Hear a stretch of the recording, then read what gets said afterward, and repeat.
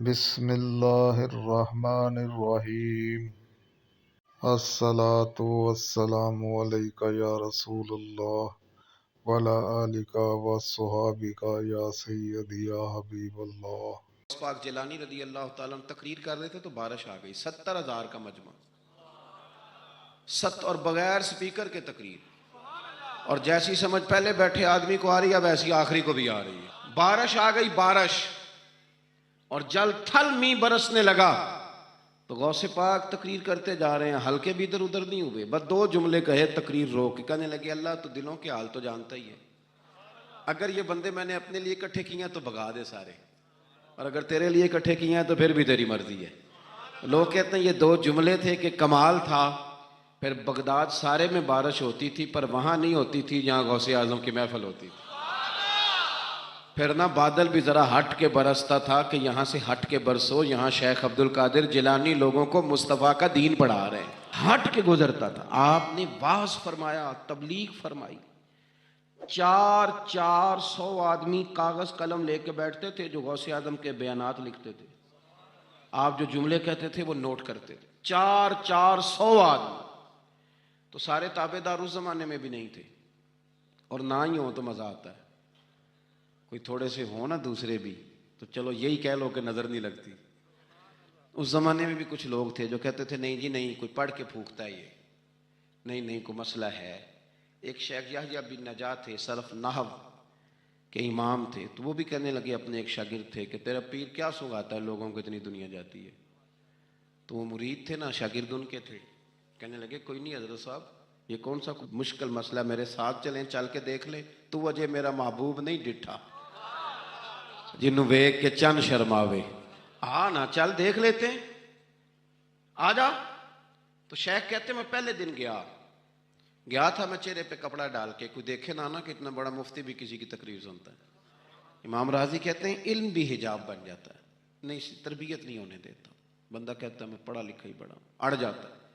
شیخ یحییٰ کہتے ہیں میں چہرے پہ کپڑا ڈال کے گیا، پر جب غوث پاک کی محفل میں بیٹھا، رب رسول کی بات سنی، یوں لگا کہ ساری باتیں میری کر رہے ہیں، یہ میری تربیت ہو رہی ہے۔ پھر کپڑا آہستہ آہستہ سرکنے لگا۔ پھر میرے دل میں ایک دفعہ خیال آیا کہ لوگ دیکھ لیں گے کہ اتنا بڑا ہو کہ تو بھی تقریر سنتا۔ پھر میں نے کہا جس نے دیکھنا ہے دیکھے، اب بس ٹھیک ہو گیا، غلامی کر لی تو کر لی، اعظم یہاں تے لائیے ہی نہ تے جے لائیے تے پھر توڑ نبھائیے، دیکھنا جس نے وہ دیکھے۔ حضرت غوث اعظم رضی اللہ تعالیٰ عنہ کی محفل میں بیٹھا، کہتے میں نے عجیب نظارہ دیکھا۔ غوث پاک کی تقریر ختم ہوئی تو ادھر سے 5 بندے کھڑے ہوئے، حضور چور تھے اور آپ کی بات نے دل صاف کر دی، آج کے بعد پکی توبہ کرتے ہیں، محنت کر کے لوگوں کا مال بھی واپس کریں گے۔ پھر 10 ادھر سے کھڑے ہوئے، حضور بڑا لوگوں کو لوٹا ستایا، آبرو ریزی کی، آج ہم امیر ہو کے غریبوں کے پیر پکڑیں گے جا کے۔ 10 وہاں سے کھڑے ہوئے، حضور ہماری ماں روتی رہی پر ہم نے سنا نہیں، پر آپ کے قربان جائیں، جو آج آپ نے رنگ بھرا ہے نا، آج انشاءاللہ تب تک نہیں سوئیں گے جب تک اماں دعا نہ کر دے، جب تک راضی نہ ہو جائے۔ جب یہ رنگ دیکھا نا، شیخ یحییٰ کہتے ہیں میں تو پھر بدل گیا۔ اگلے دن میں ایک دھاگا لے گیا لمبا سارا، آج میں نے گننا ہے کتنے بندے توبہ کرتے ہیں۔ ہماری محفلوں میں نوٹ گنے جاتے ہیں، نوٹ، اور 3 بندے ہوتے ہیں نوٹ گننے والے، اور شرم آتی، یہ سٹیٹس رہ گیا۔ اب غوث پاک کی محفل میں گنا جاتا تھا کتنے لوگ توبہ کرتے، دھاگا میں لے گیا، چادر میں نے اوڑھ لی، اور جب محفل ختم ہوئی تو میں حضور غوث اعظم کے قریب ہی ممبر کے بیٹھا تھا، 5 بندے کھڑے ہوئے آج توبہ کرتے ہیں، میں نے 5 گرہیں لگائیں، بعد میں گن لوں گا، یہ طریقہ تھا اس دور میں گننے کا، گرہ لگا لو، گنڈ لگا لو، کہتے ہیں 5 لگائیں، پھر 6 کھڑے ہوئے، جلدی سے 6 لگائیں، پھر 7 کھڑے ہوئے توبہ کرنے والے، کہتے ہیں 6 7 تھے، میں لگاتا رہا، پھر 20 25 40 پھر 50 پھر 100 کھڑا ہونے لگا۔ اب میرے لیے گرے لگانی مشکل ہو گئی، میں کبھی بندے گنوں، کبھی غوث پاک کو دیکھوں، کبھی دھاگا دیکھوں۔ جب میں پوری طرح الجھ گیا نا تو حضور غوث اعظم نے کرم کی نظر ڈالی اور فرمانے لگے یحییٰ، یار تو نے عجیب کام شروع کیا ہے، میں دلوں کی گریں کھولتا جاتا ہوں، تو لگاتا جاتا ہے، میں یہاں گریں کھول رہا ہوں اور تو لگا رہا ہے۔ اور پھر بھی اپنی کرامت نہیں بنائی، فرمانے لگے یہ میری وجہ سے توبہ نہیں کر رہے، یہ خدا کے فضل سے کر رہے ہیں۔ اور فرمایا یحییٰ خدا کا فضل گنا نہیں جا سکتا، وہ شمار نہیں کیا جا سکتا، 5,000 یہودی اور عیسائی. غوث اعظم فرماتے ہیں وہ ہیں جنہیں میں جانتا ہوں جو میرے ہاتھ پہ کلمہ پڑھ کے مسلمان ہوئے. آپ آج کروڑوں کی آبادی میں رہتے ہیں نا، اس لیے 5,000 کو چھوٹا سمجھتے ہیں، اور جہاں آبادی کل 25,000 ہو اور اس علاقے میں یہودی عیسائی ہوں ہی اتنے اور وہ سارے ہی آ کے غوث پاک کے ہاتھ پہ کلمہ پڑھ جائیں، پھر آپ اندازہ فرمائیں کہ حال کیا ہوگا. اور جنہوں نے توبہ کری وہ تو لاکھوں میں، گنے نہیں جا سکتے. پتہ کیا ہے، ہم لوگوں نے نا دین کو اس کے مزاج کے مطابق سمجھنا ہے، پھر ہمیں دین فائدہ دے گا. غوث اعظم رضی اللہ تعالیٰ عنہ صبح مدرسے میں بیٹھ کر سبق پڑھاتے تھے، اسباق بھی پڑھاتے تھے، بچوں کو سبق دیتے تھے، اور باقاعدہ سبق جو کتاب و سنت کے ہمارے مدارس میں مروجہ اسباق ہیں وہ پڑھایا کرتے تھے. اور صبح کے وقت تفسیر کا درس دیتے تھے، عصر کے بعد فقہ پڑھاتے تھے. آپ یہ دیکھو یار، ایک بات اچھی طرح سمجھنا، ایک صوفی صاحب تربیت کر رہے ہیں اپنے لفظوں کے ساتھ، اس تربیت میں زیادہ اثر ہوگا کہ اگر وہ قرآن پاک کی آیت پڑھ کے تربیت کریں گے تو اس میں زیادہ اثر ہوگا. لوگ سمجھتے نہیں بات کو، کہتے ہیں جی وہ حضرت کی باتیں سن کے آئے ہوں. او بھائی، حضرت اگر درس قرآن دیں گے تو وہ نکلے گا حضرت کے منہ سے ہی، پر پیغام اللہ رسول کا ہوگا. وہ تربیت اس رنگ میں کریں. اگر وہ درس حدیث دیں گے تو وہ سمجھائیں گے ہمیں ہی، پر پیچھے جو بات ہوگی وہ مدینے والے رسول کی ہوگی. یہ ہمارے بزرگوں نے، اس کو آپ سمجھ لیں کہ تربیت قرآن و سنت ہے. ہم اللہ والے کے پاس جب جاتے ہیں تو وہ ہمیں ہماری سوچ کے مطابق قرآن و سنت کی ہماری عقل کے مطابق تشریح کر کے ہمارے دل میں اتار دیتا ہے. اتنا سا مسئلہ ہے. اب غوث پاک سبق بھی پڑھاتے، درس بھی دیتے، ہفتے میں 3 تقریریں کرتے، اتوار والے دن صبح، جمعے والے دن صبح اور منگل والے دن رات کو 3 تقریریں. یہ جو مقصد ہوتا ہے نا، مقصد یہ بڑے امتحان لیتا ہے. غوث پاک کا زمانہ،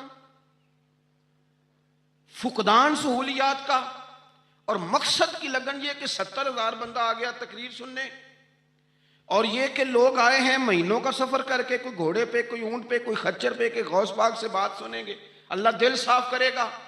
تقریر بھی تیار تھی اور اپنے بیٹے کا جنازہ بھی تیار تھا. جے سونا ہی میرے دکھ وچ راضی. کسی نے کان میں کہا حضور جنازہ وہی ٹائم ہے، تیاری ہو گئی، اور وہی محفل کا ٹائم ہے، تو تھوڑا وقت نہ تبدیل کر لیں. تو غوث اعظم فرمانے لگے میرا رب کریم جانتا ہے نا کہ یہ وقت لوگوں کے آنے کا ہے، تو اگر بیٹے کے لیے جناب اسرائیل کو بھیجا ہے تو جس بات میں اللہ راضی ہے میں بھی راضی ہوں. حضور کریں گے کیا؟ فرمایا جنازہ تیار لے کے کر کے محفل میں آ جانا، میں 4 تکبیریں پڑھ کے پتر کا جنازہ پڑھا دوں گا، تم میرا بیٹا رب رسول کے حوالے کرنا، اور میں بیٹھ کے لوگوں کو اللہ رسول کا دین سکھاؤں گا. یہ لگن ہے مقصد کی، یہ درد ہے. اس درد میں لپیٹ کر جب لوگوں کو دین پڑھایا جاتا ہے نا تو پھر وہ تقریریں نہیں ہوتی، پھر وہ دین روحوں تک اتر جاتا ہے. اس درد کے اندر جب لپیٹ کر حضور غوث پاک نے یعنی ممبر سے اترے اور بیٹے کا جنازہ پڑھایا، پھر ممبر پہ بیٹھ گئے، پھر رسول اللہ کا دین، اور زندگی ساری دین پڑھایا، اور ساری زندگی پیغام دیا، اور اللہ کے بندوں سے پیار کیا، رب کریم کے بندوں سے محبت کی. غوث اعظم رضی اللہ تعالیٰ عنہ کشتی جہاں چلتی تھی نا دجلہ کے کنارے، وہاں کھڑے تھے تو ایک غریب آدمی رو رہا تھا. تو غوث اعظم رضی اللہ تعالیٰ عنہ نے اسے بلا کے کہا کیوں روتے ہو؟ کہنے لگا حضور غریبی مستقل رونے والا مضمون ہے، یہ موضوع ہی رونے والا ہے. سب روگاں دا روگ محمد جس دا نام غریبی، کنڈ بلا کے لنگ جان دینی دوست یار قریبی. یہ عنوان ہی رونے والا ہے، میں کیا کروں؟ فرمایا کیا ہوا؟ عرض کی حضور غریب ہوں، کرایہ کوئی نہیں تھا، بیٹھ گیا ہوں کشتی پہ، ملا مجھے جانتا ہے، میرے محلے کا ہے. میں نے اسے کہا پیسے بعد میں لے لینا تو مجھے سفر کرا دے، لیکن اس نے کہا میں نے مفت خوروں کے لیے کشتی نہیں بنائی. نیچے اتار دیا. حضور چلو نہ لے جاتا بات الگ تھی، لیکن سارے محلے داروں میں جو میری ذلت ہوئی وہ مجھے بڑی تکلیف کر گئی. غوث پاک نے خالی تسلی نہیں دی، میری تھپکی نہیں دی، گھر گئے 100 دینار لائے، ملاح کو بلایا، اس کو 100 دینار تھما کے فرمانے لگے آج کے بعد جو غریب آئے نا اسے رسوا نہ کرنا، اسے عبد القادر جیلانی کے کرائے پہ سفر کرا دے. اسے عبد القادر جیلانی کے کرائے پہ سفر کرانا، یہ کرایہ، اور جب ختم ہو گئے تو پیسے اور بھی دوں گا. لوگوں سے پیار کیا، اللہ کے بندوں سے محبت فرمائی، آنے والوں کا خیال رکھا۔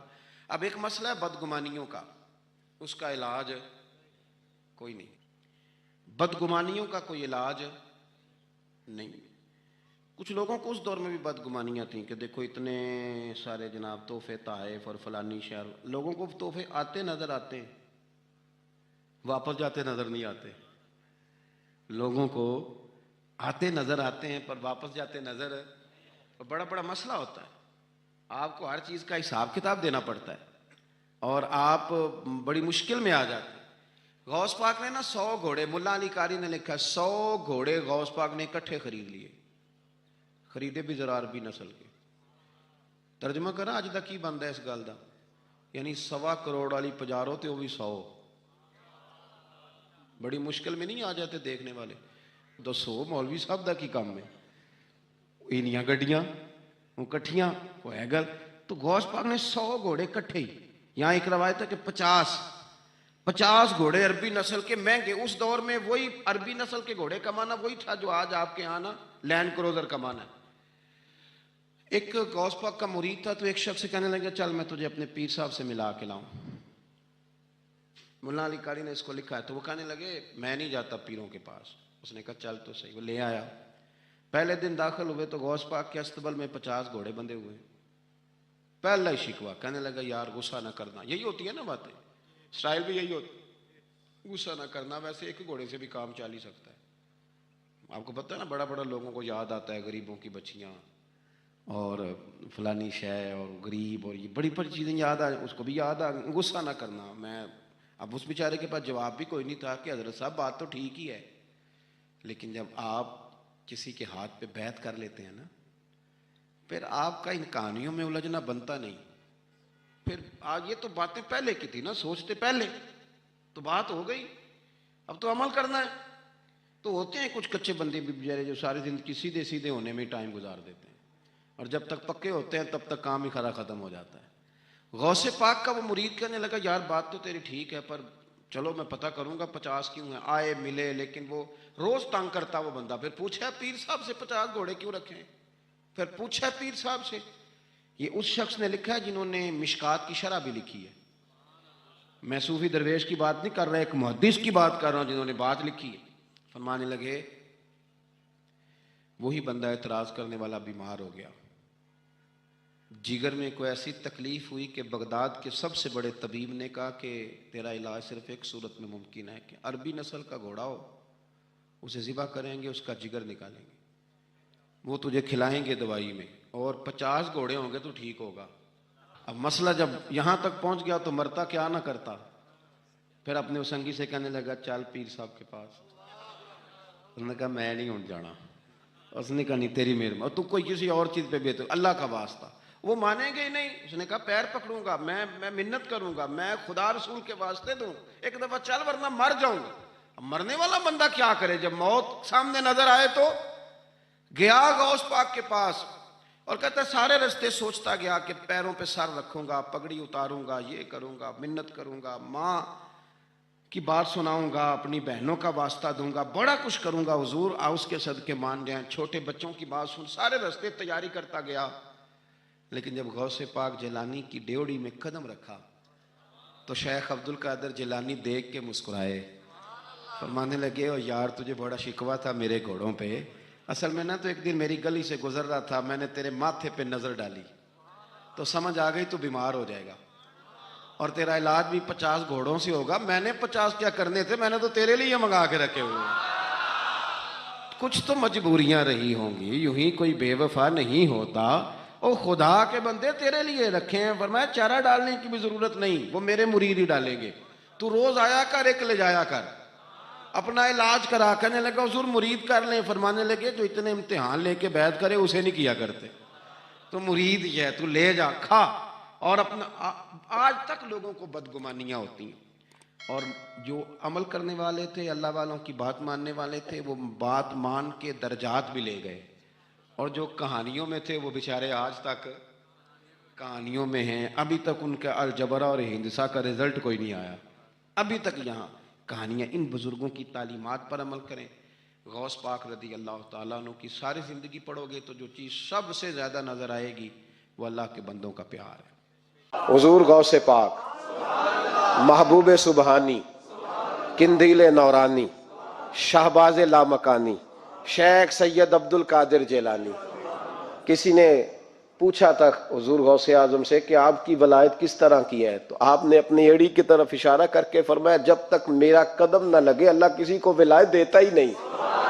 تو میری ولایت کی بات کرتے ہو، میں جب تک مہر نہ لگاؤں اللہ کسی کو ولی بناتا۔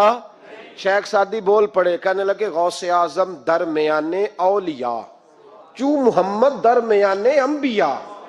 حضور غوث اعظم رضی اللہ تعالیٰ عنہ کا ولیوں میں وہی مقام ہے جو نبی پاک کا نبیوں میں مقام ہے۔ امام الاولیاء، سرتاج الاولیاء حضور غوث پاک رضی اللہ تعالی عنہ۔ حضور غوث اعظم رضی اللہ تعالیٰ عنہ فرماتے میں تقریر نہیں کرتا تھا، تعلیم مکمل کر لی، بات نہیں کرتا تھا۔ میں کہتا تھا میں کیسے لوگوں کے سامنے واز کروں؟ کہتے ہیں مجھے خواب میں مصطفیٰ کریم کا دیدار نصیب ہوا۔ محبوب نے فرمایا عبد القادر بات کیوں نہیں کرتے؟ میں نے کہا حضور یہ عربی لوگ ہیں، فصیح و بلیغ ہیں، ہر آدمی بات سمجھتا ہے، تو میں کس طرح اتنے مجمع میں بولوں گا؟ بڑا مشکل کام ہے، ہر آدمی کی ذہنی سطح کے مطابق کیسے بات کروں گا؟ کہتے ہیں مصطفیٰ کریم نے فرمایا منہ تو کھولو ذرا۔ کہتے ہیں میں نے منہ کھولا تو حضور نے 7 دفعہ لعاب دہن میرے منہ میں ڈال دیا۔ فرمایا اب تو بولتے جانا اور میری برکتیں تیری مدد کرتی جائیں گی۔ آپ فرماتے ہیں اگلی شام میں سویا تو مولا علی شیر خدا بھی آ گئے، تو فرمانے لگے عبد القادر منہ کھول نہ بیٹا، تو میرا بھی ہے۔ کہتے ہیں میں نے منہ کھولا تو حضرت علی نے 6 دفعہ لعاب دہن ڈالا۔ میں نے کہا حضور آپ نے 6 دفعہ ڈالا ہے، تو خواب میں حضرت علی فرماتے ہیں، کہتے ہیں بیٹے میں نبی پاک کے برابر تو نہیں نہ ہو سکتا، میں نبی پاک کے برابر، حضور نے 7 دفعہ ڈالا ہے تو 6 دفعہ اس لیے ڈالا ہے کہ میں حضور کے برابر۔ صحابہ تو خواب میں بھی آ کے کہتے ہیں ہم نبی کے برابر نہیں، تو کیسے نبی کے برابر بن گیا؟ وہ تو خواب میں بھی آ کے کہتے ہیں کہ ہم حضور کے برابر ہیں، تو زندگی میں دعوے کرتا پھرتا ہے۔ حضور غوث اعظم فرماتے ہیں بس پھر چھوٹی سی مسجد، اور اس میں نے تقریر شروع کی، میں اکیلا ہی چلا تھا جانب منزل مگر، پھر لوگ ملتے ہی گئے، پھر کارواں بنتا گیا۔ فرماتے ہیں چھوٹی سی مسجد، پھر مسجد بڑی ہوئی، پھر مجمع بڑھ گیا۔ فرماتے ہیں پھر جامع مسجد، پھر مجمع وہاں بھی کم پڑ گیا، پھر بغداد کی عیدگاہ وہ بھی بھر گئی تو صحرا میں جا کے خیمے لگ گئے۔ کہتے ہیں تقریر ہوتی تو ہزاروں کا مجمع، ہزاروں کا۔ ملا علی قاری کہتے ہیں غوث اعظم کے اجتماع میں 70 ہزار لوگ شریک ہوتے تھے، ہزاروں علماء کاغذ قلم لے کے بیٹھے ہوتے تھے کہ غوث پاک جو باتیں بیان کریں گے تفسیری نقطے ہم نے نوٹ کرنے۔ اور حضور غوث اعظم کو اللہ نے یہ کمال دیا تھا، کمال، یہ آپ کی کرامت تھی کہ بغیر سپیکر کے بولتے تھے، جیسی سمجھ پہلے والے کو آتی تھی ویسی آخری والے کو آیا کرتی تھی۔ آج نا کرامت کی بات آتی ہے تو بندے چھپنے لگ جاتے ہیں، کہتے ہیں نہیں یہ نہیں ہو سکتا، بڑا مدافعانہ سا عمل، بڑا شرمندہ سا لب و لہجہ جی وہ غوث پاک۔ ایک دن ایک صاحب کرامت بیان کر رہے تھے تو بڑے جھجک کے حضور غوث اعظم، میں نے کہا تو بیٹھ مجھے بیان کرنے دے، تو ڈر رہا ہے کرامت سے ڈر رہا ہے، مجھے بیان کرنے دے، میں بیان کرتا ہوں، مجھے بیان کرنے دے۔ ملا علی قاری علیہ رحمہ نے لکھا ہے، دیگر بہت سارے لوگوں نے لکھا ہے، غوث اعظم خطبہ دے رہے تھے، تقریر کر رہے تھے، اچانک ہاتھ آگے بڑھایا تو یہاں تک ہاتھ بھیگ گیا غوث اعظم کا۔ ہاں کھول کے دیکھے، کھول کے بات کر رہا ہوں، ہاتھ یہاں تک بھیگ گیا۔ مرید کہتے ہیں ہم نے پوچھا حضور پانی بھی کوئی نہیں، ہاتھ بھیگ گیا۔ میں چپ کر کے سبق پڑھو، شاگردوں کو پڑھا رہے چپ کر کے سبق پڑھو۔ تھوڑی دیر گزری، چند گھنٹے تو ایک قافلہ آ گیا، سارے لوگ پانی میں بھیگے ہوئے ہیں۔ حضور غوث اعظم کے سامنے کھڑے ہوئے، کہا حضور آپ نے بڑی کرم نوازی فرمائی، بڑی کرم نوازی۔ وہ شاگرد کہنے لگے ہوا کیا؟ تو وہ لوگ کہنے لگے کشتی میں بیٹھے تھے تو کشتی ڈوبنے لگی، ہم نے کہا یا شیخ عبد القادر جیلانی، خدا کے فضل سے ہم پر ہے سایہ غوث اعظم کا، ہمیں دونوں جہاں میں ہے سہارا غوث اعظم کا۔ کہتے ہیں حضور غوث اعظم نے وہاں بیٹھے ہاتھ لگایا اور ڈوبتی کشتی کو باہر نکال لیا، اور ڈرنے لگے، کہنے لگے جناب یہ کرامت لوگ نہیں مانیں گے۔ تو میں کہا جنہیں نہیں مننا نہ مننے۔ ایک عیسائی مسلمان دونوں جھگڑا کر رہے ہیں، غوث اعظم گزر رہے ہیں، جھگڑا ہو رہا ہے۔ عیسائی مسلمان سے کہتا ہے ہمارے نبی عیسیٰ علیہ السلام نے مردے زندہ کیے، تمہارے نبی نے بھی کو کیا تو بتاؤ۔ مسلمان پڑھا ہوا نہیں تھا، حالانکہ نبی پاک نے بڑے مردے زندہ کیے، پڑھا نہیں تھا، بتا نہ سکا۔ غوث اعظم کے کان میں آواز گئی تو جا کے عیسائی کا بازو پکڑ کے جھنجھوڑا، فرمانے لگے کیا کہا تم نے؟ میرے مصطفیٰ نے مردہ زندہ کیا تو بتاؤں؟ فرمایا تو نبی پاک کی چھوڑ، میں غلاموں کا غلام ہوں، میں غلاموں کا غلام ہوں، مجھے بتا کون سا مردہ زندہ کرنا ہے۔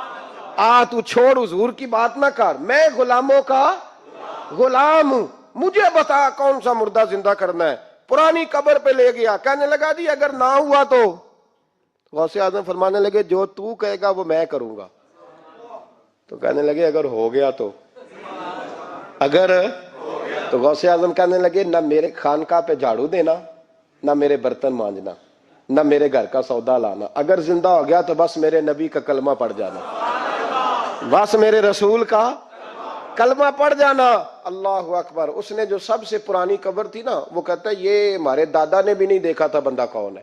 اس قبر پہ کھڑا ہو کہنے لگا اس کو زندہ کریں۔ تو غوث اعظم رضی اللہ تعالیٰ عنہ قبر کے سرانے کھڑے ہوئے تو دعا کرنے لگے، کہنے لگے مولا اپنے لیے نہیں، تیرے رسول کے لیے۔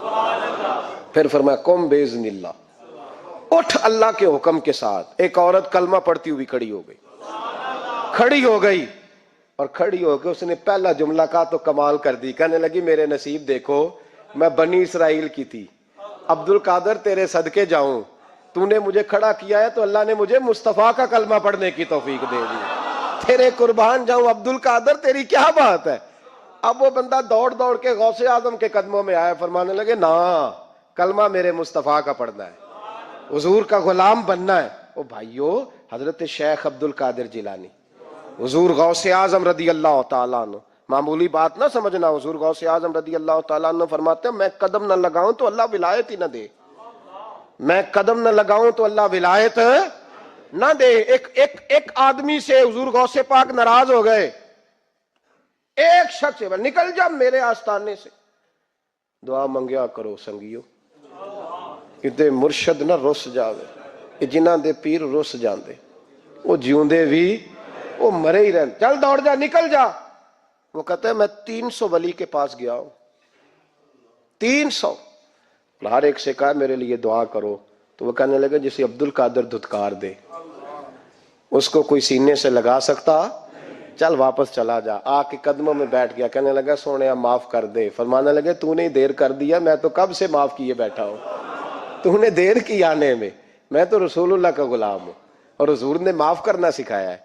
حضور غوث پاک واز کرتے، نصیحت کرتے، اور چونکہ نہ شہرت کے لیے، نہ مال کے لیے، نہ نوٹوں کے لیے، اس لیے غوث اعظم جب تقریر کرتے نا، ایک دن بغداد میں بارش شروع ہو گئی، خطاب ہو رہا تھا، لوگ بکھرنے لگے، تو 2 جملے غوث پاک کے، کہنے لگے یا اللہ تو دلوں کے بھید جانتا ہے، اگر بندے میں نے اپنی ذات کے لیے اکٹھے کیے ہیں تو تیز بارش برسا، دوڑا دے سارے، اگر تیرے لیے اکٹھے کیے ہیں تو پھر بھی تیری مرضی، رکھنے ہیں تو رکھ، بھیجنے ہیں تو۔ حضرت یحییٰ کہتے ہیں سارے بغداد میں بارش ہوتی تھی، پر جہاں غوث اعظم کی محفل ہوتی تھی وہاں کوئی نہیں ہوتی تھی، وہاں کوئی نہیں ہوتی تھی۔ غوث اعظم تقریر کرتے کبھی کبھی وجد آتا تھا۔ وجد کس کو کہتے ہیں؟ وجد کبھی کبھی آپ کہتے نہیں کہ میرے رونگٹے کھڑے ہو گئے، لوں کنڈے کھڑے ہو گئے، پھر کبھی کبھی کہتے ہو یار پتہ نہیں کیا ہوا آج تو آنسو رکتے نہیں تھے، اسی کو وجد کہتے ہیں، اسی کو، یہ ایک کیف ہے، ایک مستی ہے جو چڑھ جاتی ہے، ہر جگہ چڑھتی کہیں کہیں چڑھ جاتی ہے، اور کمال ہو جاتا ہے جب چڑھ جائے، پھر مزہ آ جاتا ہے۔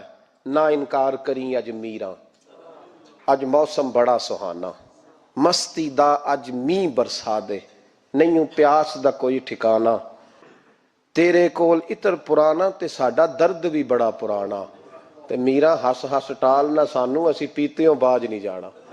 کبھی کبھی ایک ماحول ہوتا ہے نا، کبھی کبھی حضور غوث اعظم وجد میں آتے تھے، کبھی کبھی اللہ کی دریائے رحمت کو بھی کبھی کبھی جوش آتا ہے، اور میرے حبیب فرماتے ہیں وہ پہلے آسمان پر نزول جلال کرتا ہے جو اس کی شان کے لائق، اور فرماتا ہے بندو مانگ لو جو مانگو گے میں دے دوں گا۔ میرے محبوب کے دریائے رحمت کو بھی جوش آتا تھا، حضور فرماتے تھے آج پوچھو جس نے جو پوچھنا ہے پوچھو، حضور فرمایا کرتے تھے۔ ایک دن حضرت ربیہ بن کعب سامنے کھڑے ہیں تو میں سال یا ربیہ جو دل کرتا ہے مانگ لے تیرا نبی تجھے دے دے گا۔ کبھی کبھی دریائے کرم جوش میں، تو غوث اعظم کو کبھی کبھی جوش آتا تھا.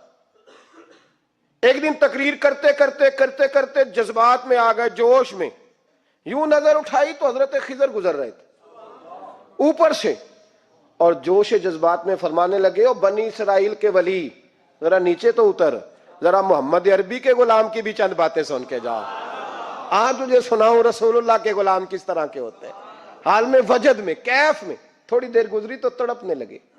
مجمع پہ سکوت طاری، لوگ سمجھ نہیں رہے ہو کیا رہا. ایک آپ کے خلیفہ تھے حضرت علی بن ہیتی، وہ دیوار کے ساتھ ٹیک لگا کے سو رہے تھے. سارا مجمع دم بخود ہے، یہ کیا ہونے لگا. غوث پاک اٹھے، تقریر وہیں رہ گئی. علی بن ہیتی کے پاس جا کے یوں ہاتھ باندھ کے کھڑے ہو گئے اور دیر تک نبی پاک پہ درود پڑھتے رہے. ان کی آنکھ کھلی تو وہ بھی روئے، غوث اعظم بھی روئے. دعا ہو گئی، جلسہ ختم. غوث پاک سے تو پوچھنے کی طاقت ہی نہیں تھی نا کسی کی، ان سے کون پوچھے. لوگ حضرت علی کے پاس، حضرت علی بن ہیتی رحمت اللہ علیہ، حضور یہ کیا ہوا، ہمیں سمجھ نہیں آئی. آپ فرمانے لگے، تمہیں کیا بتاؤں، تم کسی معمولی پیر کے ماننے والے نہیں ہو. میں آج غوث اعظم کی محفل میں بیٹھے بیٹھے ہی مدینے پہنچ گیا ہوں اور مجھے رسول اللہ کے جلوے نظر آنے لگے ہیں. پر میرے شیخ کا کمال دیکھو، جو میں خواب میں دیکھ رہا تھا عبد القادر ظاہری آنکھوں سے نظر فرما رہے ہیں، ظاہری آنکھوں سے، عالم وجد میں، کیف میں، سرور میں. اور جب غوث اعظم تقریر کرتے تھے نا تو 50 آدمی اس کونے سے کھڑے ہوتے تھے، کہتے تھے حضور ساری زندگی گناہ کیے ہیں، اب توبہ کرتے ہیں، اب دوبارہ گناہ نہیں کریں گے. اس کونے سے 15 کھڑے ہوتے تھے، حضور ڈاکے ڈالے ہیں ساری عمر، اب توبہ. آپ کی بات نے دل بدل دیا ہے، اللہ نے توفیق ہدایت دے دی. ادھر سے 10 کھڑے ہوتے، حضور سود کا دھندا، چوری کا دھندا، آج کے بعد توبہ. ایک بزرگ تھے حضرت یحییٰ بن نجا ان کا نام تھا. وہ کہتے ہیں میں نے سوچا روز بندے توبہ کرتے ہیں، آج میں گنوں نہ کہ ایک محفل میں کتنے کرتے ہیں، آج گنوں نہ. اب تو کاؤنٹنگ کے مختلف ذرائع ہیں نا، کیلکولیٹر ہے، باقی چیزیں. اس زمانے میں یہاں گٹھلیاں ہوتی تھی کھجور کی، بندے کوئی چیز گننی ہوتی تو گٹھلی ڈالتے، یا لوگ دھاگا لے جاتے تھے، ہر دھاگے پہ گرا لگاتے تھے، ایک گرا دوسری گرا. وہ کہتے ہیں میں نے نا اپنے پلو کے چادر کے نیچے دھاگا چھپا لیا.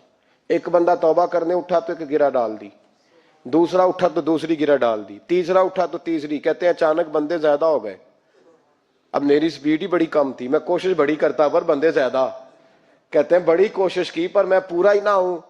کہتے ہیں جب میں تھک گیا نا اور تھوڑا سا میرا سانس بھی پھولنے لگا، پریشان بھی ہوا، تو غوث پاک نے میری طرف دیکھا اور دیکھ کے مسکرائے اور مسکرا کے فرمانے لگے، یحییٰ میں دلوں کی گرے کھولتا جا رہا ہوں، تو بند کرتا جا رہا ہے. میں گرا کھول رہا ہوں، تو گرے لگا رہا ہے. اور چھوڑ دے یار، تجھ سے نہیں گنا جائے گا. یہ عبد القادر کی وجہ سے توبہ نہیں کر رہے، خدا کے فضل کی وجہ سے کر رہے. اور اللہ کا فضل گنا جا سکتا نہیں، شمار کیا جا سکتا. فرمایا نہ کر. آپ نے 40 سال لوگوں کو تبلیغ فرمائی، ہزاروں یہودیوں نے کلمہ پڑھا، لاکھوں نے. عیسائیوں کا بڑا عالم تھا. وہ کہتا ہے میں پوری انجیل پڑھتا تھا، جتنے نسخے تھے سب مجھے یاد تھے، لیکن میں متاثر ہو گیا اسلام سے.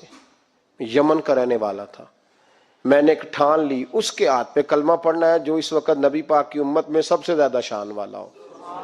کہتے ہیں میں سویا تو خواب میں جناب عیسیٰ کا دیدار ہوا اور مجھے کہنے لگے تلاش کرنے کی ضرورت ہی کوئی نہیں، بغداد چلا جا. بغداد حضور غوث پاک کی بارگاہ میں. فرمانے لگے اس وقت نبی پاک کی امت میں سب سے زیادہ شان اللہ نے حضور غوث اعظم کو عطا فرمائی، شیخ عبد القادر جیلانی رضی اللہ تعالی. غوث پاک.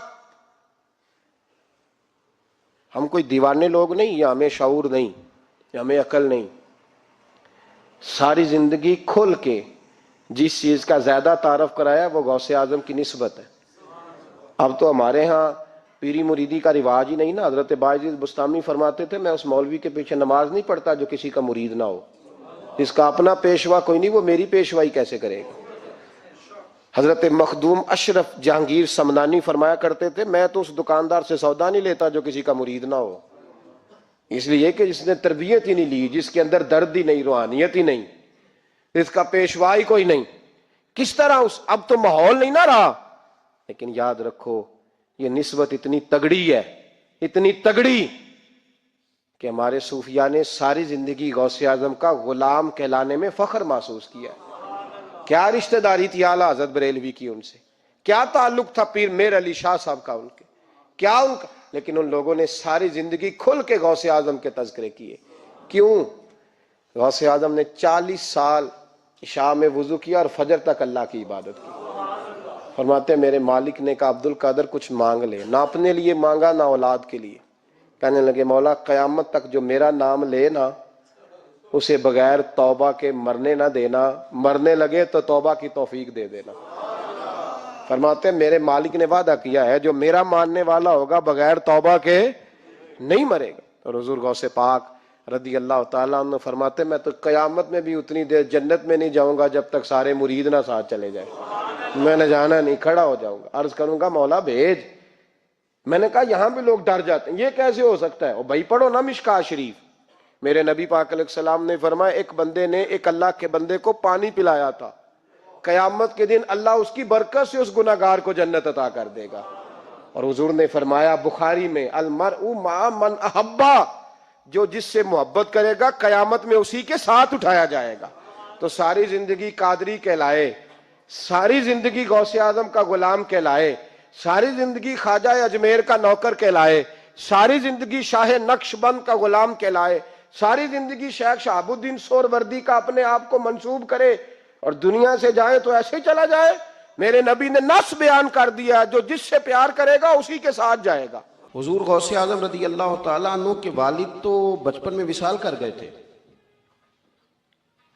غوث پاک رضی اللہ تعالیٰ عنہ نے ایک اینٹ سے کام شروع کیا اور غوث اعظم نے باقاعدہ کام کیا۔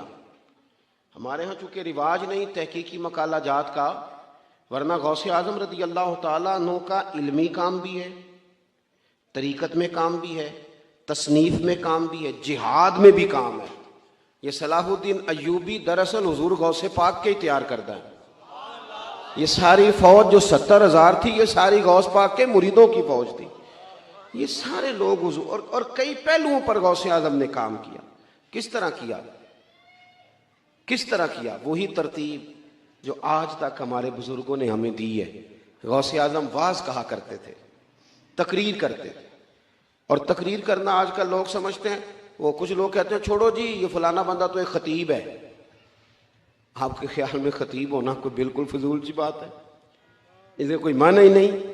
دیکھو خطابت اتنا ضروری کام ہے کہ غوث پاک فرماتے ہیں جب میں نے تعلیم مکمل کر لی اور میں پڑھ چکا تھا پر میں تقریر نہیں کرتا تھا، تو کہتے ہیں مجھے خواب میں نا خود رسول کریم علیہ السلام کی زیارت نصیب ہوئی، اور نبی پاک صلی اللہ علیہ وسلم نے مجھ سے فرمایا تو تقریر کیوں نہیں کرتا، بات کیا کر، بات کیا کر، اللہ تبارک و تعالیٰ تیری وجہ سے لوگوں کو فیض یاب کرے گا، گفتگو کر۔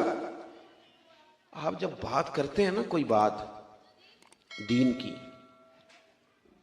تو وہ بندہ اس وقت عمل کرے نہ کرے، جب آپ کوئی بات کر دیتے ہیں تو ایک وقت ایسا ضرور آتا ہے کہ جب بندہ وہ کام کرنے لگتا ہے تو بات اس نے سنی ہوتی ہے تو اس کے سامنے ضرور آ جاتی ہے کہ یار یہ بات میں نے سنی تھی، وہ سامنے ضرور آتی۔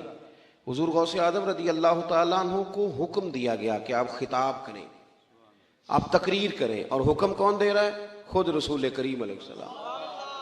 تو حضور غوث اعظم رضی اللہ تعالیٰ عنہ عرض کرنے لگے یا رسول اللہ میں ان لوگوں میں جو اتنے فصیح و بلیغ ہیں، بات کرنے کا بڑا سلیقہ جانتے اور گفتگو کے سارے بام و در سے آگاہ ہیں، الفاظ کے اندر کیا طاقت ہوتی ہے اسے یہ سمجھتے، ان کے سامنے کیسے خطاب کروں؟ تو یہ دین کا اتنا بڑا شعبہ ہے کہ محبوب نے فرمایا عبد القادر منہ تو کھولیے گا۔ کہتے ہیں میں نے منہ کھولا تو خود محبوب نے اپنا لعاب دہن 7 دفعہ میرے منہ میں ڈالا۔ پھر غوث اعظم نے منبر بچھایا، پھر غوث اعظم آپ فرماتے ہیں پھر مجھے دوبارہ بھی زیارت ہوئی، پر اب مولا علی شیر خدا کی ہوئی۔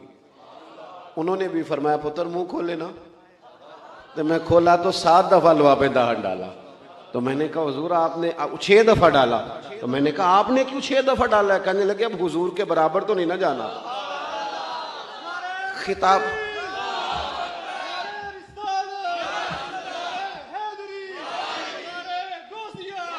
اللہ آپ کو جزائے خیر، سنیں اللہ تعالیٰ آپ کو برکات عطا فرمائے۔ حضرت پیر صاحب بھی تشریف فرمائیں، حضرت استاد العلماء بھی تشریف فرمائیں، ماشاءاللہ سے رونقیں بڑھ گئی ہیں. تو اب یہ کہ بزرگوں کو بھی زیادہ دیر نہیں بٹھانا چاہیے، کچھ باتیں کر لی جائیں جلدی سے آپ کے ساتھ. آپ نے نا گفتگو شروع فرمائی، تقریر شروع کی. پہلے چھوٹی مسجد میں تھے، رش زیادہ ہو گیا. میں نے شروع میں کہا ہے کہ میری طرح کے کئی لوگ دعوے کریں گے ہم نے بڑی محنت کی، کر جاتے ہیں لوگ دعویٰ، لیکن یہ محنت کا نا تھوڑا سا ہی دخل ہوتا ہے، باقی فضل الہی ہوتا ہے سارا. اللہ ہی اسباب بناتا ہے، رب ہی طریقے عطا کرتا ہے، وہی قبول عام کسی کو دے دیتا ہے، اپنے ہی اس کے فیصلے ہیں. میں تو اکیلا ہی چلا تھا جانب منزل مگر، پھر لوگ آتے ہی گئے اور کارواں بنتا گیا. زیادہ تر اللہ تعالیٰ کی مدد اور اس کے کرم کا ہی دخل ہوتا ہے. چھوٹی مسجد سے بڑی مسجد میں گئے، پھر وہاں بھی رش ہو گیا تو پھر عیدگاہ میں چلے گئے، پھر وہاں سے بھی لوگ بڑھ گئے، تو پھر غوث اعظم نے باہر کھلے میدان میں ڈیرا لگایا. 70 ہزار لوگ ایک وقت میں خطاب سننے آتے تھے. اور خطاب وہ والا نہیں کہ جو بس خطاب ہے، جو بندہ کہے سویرے مجھے نہیں پتا کیا بیان ہوا تھا، وہ والا نہیں. اتنا علمی، فکری اور اس قدر زیادہ تربیتی کہ 400 علماء کاغذ قلم لے کے بیٹھتے تھے جو حضور غوث اعظم کے ارشادات کو نقل کیا کرتے تھے. یہ جو گفتگو ہوتی ہے نا، حدیث بتاتی ہے اس میں جادو ہوتا ہے، یہ اپنا رنگ دکھا جاتی ہے، اس میں نہ کوئی کچھ اثر ہوتا ہے، یہ کر جاتی ہے اپنا کام. شیخ یحییٰ بن نجاح کہتے ہیں مجھے تھوڑا تھوڑا شکوہ ہوتا تھا، یہ بھی بڑے علماء کے استاد تھے، حضور غوث اعظم کے ہم اثر ہیں. کہتے ہیں میں نے اپنے شاگردوں سے کہا وہاں کیوں جاتے ہو دوڑ دوڑ کے؟ تو ایک دن ایک شاگرد کہنے لگا استاد جی چلیں آپ بھی ایک دن آ جائیں. تو مشکل ہوتا ہے نا تھوڑا سا، میری طرح کے آدمی جنہیں 2 4 5 بچے جاننے لگ جائیں چاہے دنیا دار ہی، تو وہ کسی اور کو مانے، یہ بات ذرا مشکل ہو جاتی. تو کہتے ہیں میں چہرے پہ کپڑا لے کے چلا گیا چھپا کے اپنا آپ. لیکن جب شیخ نے گفتگو چھیڑی نا تو رب کریم کے بندوں کی باتوں میں بڑا اثر ہوتا ہے، اور اکثر وہ باتیں لچھے دار نہیں سادہ ہوتی پر وہ کمال کر جاتی ہیں. کہتے میں تو چھپ کے بیٹھا تھا نا، پھر کپڑا کب سرکا پتہ نہیں چلا، پھر چہرہ کب کھلا پتہ نہیں چلا. فرماتے ہیں پھر آنسو کب آئے پتہ کوئی نہیں چلا، اور پھر دنیا ساری چلی گئی، جلسہ ختم ہو گیا. تو میں نے دائیں بائیں بیٹھنے والے شاگرد کہنے کے استاد جی جانا نہیں؟ میں نے کہا جانا ضرور ہے پر کل دوبارہ لازمی آنا ہے. اگلے دن پھر فرماتے میں اگلے دن گیا. حضرت شیخ کی مجلس مبارکہ کا یہ طریقہ ہوتا تھا. میں نے آپ کو شروع میں کہا نا کہ یہ موبائل، یہ اب تو ہم نا، میں نے جمعے میں بھی دوستوں سے کہا تھا کہ شو پیس نہ بنائیں اپنے بزرگوں کو، یہ صرف فوٹو بازی میں نہ رکھیں چیزوں کو، یہ شو پیس نہ بنائیں. آپ چیزوں کو نا خوبصورت کریں. مطلب یہ کہ یہ محافل ہم جب منعقد کرتے تھے تو اس کے پیچھے ہمارے مقاصد روحانی ہوتے تھے. آمنے سامنے بیٹھیں گے کوئی بات کریں گے، کئی دفعہ کوئی سنگ دل رو نہیں سکتا پر کسی رونے والے کو دیکھتا ہے تو رو پڑتا ہے، اس کا لطف بڑھ جاتا ہے. یہ محافل کا یہ نفع ہوتا. لیکن ہم نے اس کو بھی نا فوٹو بازی میں، کچھ لوگ پوری محفل میں بڑے پریشان ہوتے ہیں کہ کوئی فوٹو 2 4 بنانے کا موقع نہیں ملا، بڑے پریشان، تکلف بڑھ جاتا ہے. اور یوں محسوس ہوتا ہے کہ جیسے یہ کام نہ زیادہ فوٹو سے، بڑے بڑے پروگرام. یہ تھوڑے دن پہلے مجھے یہ سرکاری کام چل رہا تھا نا شان مصطفیٰ کا، تو انتظامیہ کو مصیبت بنی ہوئی تھی کہ ہفتہ کیسے گزارنا ہے. تو کبھی کسی کی منت کرتے ہیں، کبھی کسی کی منت کرتے ہیں. تو مجھے بھی کہنے لگے کچھ لوگ کہ وہ منانا ہے تو کسی طریقے سے آپ بھی وقت دیں گے. تو میں نے کہا ایک شرط ہے کہ آپ فوٹو نہیں بنائیں گے، اس لیے کہ آپ کو حکم آیا تو آپ نے 4 تصویریں بنا کے ضرور بھیجنی ہے کہ لو جی ہم نے کر. یوں نہ کریں. آپ یقین کریں کہ سرور خراب ہو جاتا ہے. ایسے تو کہاں تھی فوٹو غوث پاک کے زمانے میں، کہاں تھا میڈیا؟ بات سینہ بسینہ تھی نا، کوئی درد تھا، ایک جاتا تھا تو وہ 15 کو لے کے ساتھ آتا تھا. وہ بات پھیل گئی، اور چونکہ خلوص تھا، نہ مرید بڑھانے کا شوق، نہ اپنی شہرت کا شوق. آپ کوئی بھی کام ہے نا ایسا، کوئی بھی دنیا میں کوئی بھی کام، وہ ٹائم ضرور مانگتا ہے. آپ کو وقت دینا ہے، اور آپ جس شعبے سے تعلق رکھتے ہیں اس کے لیے آپ کو چیزوں کو مینیج کرنا ہے. آپ یہ نہیں کہہ سکتے کہ میرے آپ کی سوشل لائف ہوگی، ضرور ہوگی، لیکن اگر آپ نے دعویٰ کر لیا نا کہ میں دین کا خادم ہوں، اور یہ صرف علماء کے لیے، مشائخ کے لیے نہیں، میرے جیسے لوگ جو فلانے آستانے سے وابستہ ہیں، فلانے آستانے سے وابستہ ہیں، آپ وابستہ ہو کہ آپ کو اجازت نہیں ملے گی جب آپ نے کرامت سنانی ہے نا گھر اپنے پیر صاحب کی، تو پھر آپ کو گھر میں میٹھا بھی بولنا پڑے گا، ورنہ گھر والے کہہ دیں گے یہ سکھاتے ہیں تمہیں پیر صاحب، یہ سکھاتے ہیں تمہیں استاد جی۔ آپ نمائندے، پھر آپ کو وقت دینا ہے، پھر آپ کو ٹھیک ہونا ہے، پھر آپ کو اپنے لب و لہجوں پر، سوچوں پر تھوڑا پہرا رکھنا ہے۔ حضور غوث پاک رضی اللہ تعالیٰ عنہ نے بڑا وقت دیا، صبح درس دیا فقہ کا، فجر کے بعد سننا ذرا بات، اور پوری سننا، اور 10 بجے باقاعدہ مدرسہ پڑھایا، اور کام وہی کیے جو سارے مولوی کرتے ہیں، اور یہ کام کرنے والوں کو لوگ مولوی کہتے ہیں، پیر نہیں کہتے، ساری زندگی نہیں کہتے، اور کئی پیر بھی میں نے دیکھے ہیں بڑے فخر کے ساتھ کہہ رہے ہوتے ہیں ماشاءاللہ، علامہ صاحب، مولانا صاحب اتباع ہو جی، ان کی گفتگو میں محسوس ہوتا ہے کہ یہ سمجھ رہے ہیں کہ مولانا صاحب شاید اس درجے کے نہیں، معاذ اللہ جہاں میں ہوں۔ سنیں، صبح فقہ کا درس دیا غوث پاک نے، اور پھر صبح 9-10 بجے مدرسہ پڑھایا، اسباق پڑھائے، باقاعدہ کتابیں پڑھاتے تھے غوث پاک۔ اور میں انشاءاللہ تعالی ذمہ داری سے حوالہ عرض کروں گا، ہمارے ہاں نا مدارس میں ناظم تعلیمات ہوتے ہیں جو اسباق تقسیم کرتے ہیں، چلو میں آپ کی بولی میں بتاتا ہوں، پیریڈ نہیں بانٹے جاتے، چلو اللہ کرے تو ہم سمجھ لگے، اسی کا ترجمہ مدرسے میں اسباق بانٹنا ہوتا ہے، یہ استاد یہ پڑھائے گا، یہ استاد یہ سبق پڑھائے گا۔ تو ناظم تعلیمات اسباق تقسیم کرنے لگے تو حضور غوث اعظم سے کہنے لگے حضور آپ کو کون سا سبق دینا ہے، یعنی کتاب کون سی دیں آپ کو، فقہ پڑھائیں گے، اصول پڑھائیں گے، حدیث پڑھائیں گے، گرامر پڑھائیں گے، نحو، کیا سبق آپ کو دیں؟ تو غوث پاک فرمانے لگے مجھے سبق نہ دو۔ تو حضور پھر فرمایا اس طرح کرو کہ لائق بچے تم سارے رکھ لو، نالائق سارے مجھے دے دو، نالائق دو سارے، میں نالائقوں کو پڑھاؤں گا، نالائق سارے۔ میں اکثر کہتا ہوں کہ یہ جو پاس آیا، فرسٹ آیا ہے تمہارے کالج میں، اس کا تم نے بورڈ پہ فوٹو لگائی ہے، تو جو فیل ہوا ہے فیسیں تو اس نے بھی پوری دی تھی، کالج تو وہ بھی آیا تھا، اس کا بھی تو قوالی وارث بنے نا، اس کا بنتا ہی کوئی نہیں۔ فرمایا یہ نالائق مجھے دو، بلکہ میں نے پڑھا۔ ایک کند ذہن بچے کو غوث پاک سبق یاد کرا رہے ہیں کہ مدرسوں کے بچے بڑے پیار کے قابل ہوتے ہیں اور بڑے بڑے انوکھے ہوتے ہیں۔ آپ یقین کریں کبھی کبھی یہ اتنا پیار دے جاتے ہیں کہ دل ٹھنڈا ہو جاتا ہے، مزہ کر جاتے ہیں۔ تو ایک بچہ تھا غوث پاک سبق پڑھا رہے تھے، تو وہ نا کند ذہن تھا بیچارہ، یاد ہی نہیں ہوتا تھا۔ 2-4 دفعہ حضور غوث اعظم نے اس پر محنت کی، پڑھایا، سکھایا۔ تو ایک مرید عرض کرنے لگے استاد کے حضور آپ چھوڑیں، یہ کند ذہن ہے۔ تو آپ فرمانے لگے نا بھائی، کوئی مداخلت نہ کرے، مجھے اس سے پیار کرنے دو، تمہیں کیا پتا وقت کیا ہے، آئندہ حالات کیا ہیں۔ وہ استاد کہتے ہیں پورا ہفتہ نہیں گزرا تھا کہ وہ طالب علم انتقال کر گیا۔ اب مجھے سمجھ آئی کہ سرکار غوث اعظم کا اس سے محبت کا یہ انداز کیوں تھا۔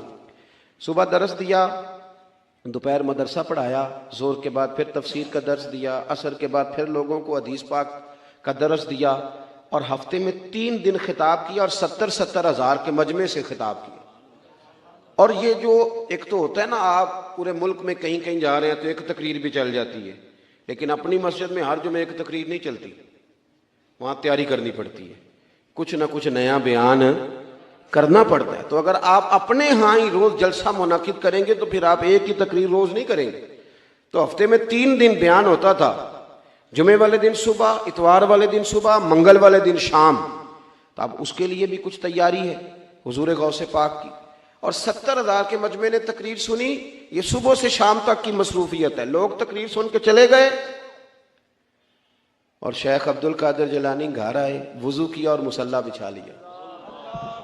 انہوں نے نہیں کہا کہ تقریر بھی تو نفل ہی ہے نا، انہوں نے نہیں کہا کہ درس فقہ بھی تو نفل ہی ہے نا، اور پھر ساری رات انہوں نے رب کریم کی یاد بھی کی۔ اس ترتیب سے کبھی کبھی بڑی مشکلات آ جاتی ہیں۔ آپ لوگوں نے بڑا پہلے وقت لیا تھا، آپ نے بڑی محنت کری، اشتہار بنوائے، تیاری کی، یہ بچے کئی دفعہ گئے، اور مجھے پتہ ہوتا ہے اب میں جب آیا ہوں تو میں دیکھ رہا تھا کہ کتنے یہ جذبات میں ہیں اپنی محفل کے تعلق سے، کتنا شوق ہے، چہرے سے نظر آ رہا تھا۔ خدا نہ خواستہ کسی وجہ سے میں مس ہو جاتا، تو یہاں جو کیفیات تھیں وہ بڑا اور رخ اختیار کر جاتی. میں نے کہا کہ دین کا کام بڑی محنت مانگتا ہے آپ کو، اور پھر انسان ہے، اس کے ساتھ سوشل لائف وابستہ ہے، کئی جگہوں پہ اس کے رشتے ہیں، تعلقات ہیں. غوث پاک کے لیے 70,000 کا مجمع آ گیا ہے تقریر سننے، اور ہماری طرح کی سہولیات نہیں کہ میسج چھوڑ دیا جائے کہ آج بات نہیں ہوگی. کوئی گھوڑے پہ بیٹھا ہے میلوں کا سفر کر کے ہے، کوئی خچر پہ بیٹھا ہے، کوئی 4 دن میں پہنچا ہے، کوئی 6 دن میں پہنچا ہے. 70,000 کا مجمع لگ گیا، لوگوں کی آمد ہو گئی سننا. دوستو میں نے کہا کہ دین کا کام جن لوگوں نے کیا انہوں نے کر دکھایا. ادھر مجمع لگ گیا، ادھر صاحبزادے کا انتقال ہو گیا. عین وہ وقت جو خطاب کا ہے، قبر شریف تیار ہو گئی، غسل ہو گیا، کفن دے دیا گیا. حضرت غوث پاک رضی اللہ تعالیٰ عنہ سے اہل خانہ نے کہا حضور اب کیا کرنا ہے، جلسہ یا بیٹے کا جنازہ؟ یہ مشکل کبھی کبھی آتی ہے، لیکن پھر کھڑا کرتی ہے بندے کو، احساس دلاتی ہے کہ اب پتہ چلے گا کہ تیرا اصل وعدہ کس کے ساتھ.